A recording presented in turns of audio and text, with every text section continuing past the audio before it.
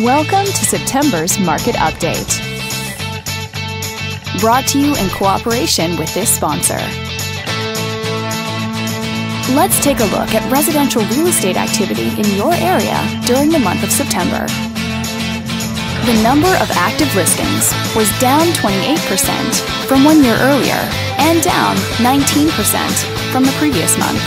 This smaller inventory means that buyers who waited to buy may have had a smaller selection to choose from.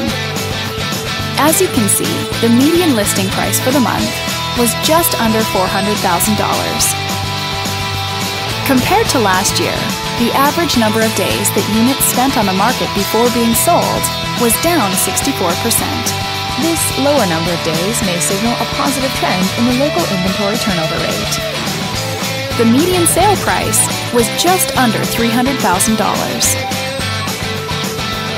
The number of units sold increased 150% year over year and increased 67% month over month.